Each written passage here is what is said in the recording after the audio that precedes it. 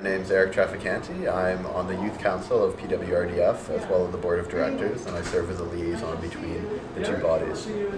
So where do I see the church in 10 years?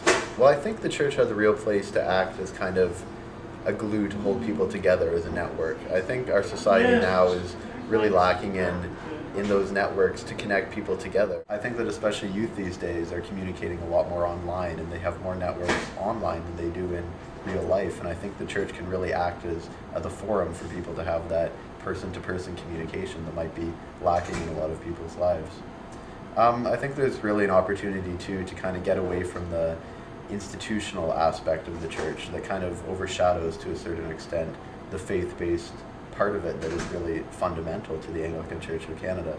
The whole issue of same-sex blessings and that, I think we really have to get away from, and hopefully in 10 years' time that'll be behind us and we've moved past that to really get back to basics, get back to our roots of a faith-based organization.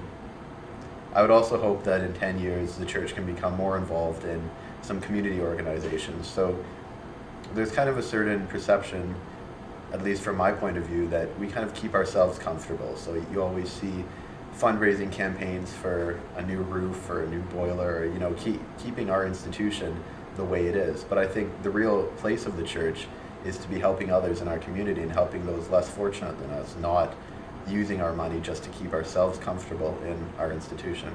So I really hope that can change as well in the next 10 years. Where do I see PWRDF in 10 years? Well, I think we have a really strong youth presence now, and I'd hope that that could continue in the next 10 years and grow even further.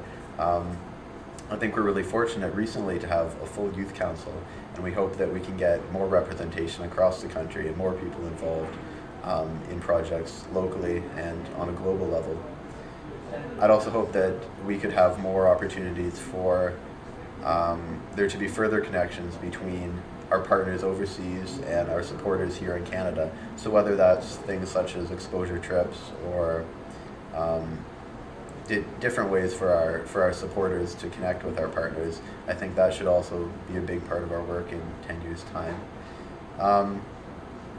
Also, just the whole aspect of financial stability. I think with the economic downturn right now, I think we really have to make sure that in 10 years we're a financially viable corporation and we can continue to deliver the great partner connections and great services that we have for the last 50 years.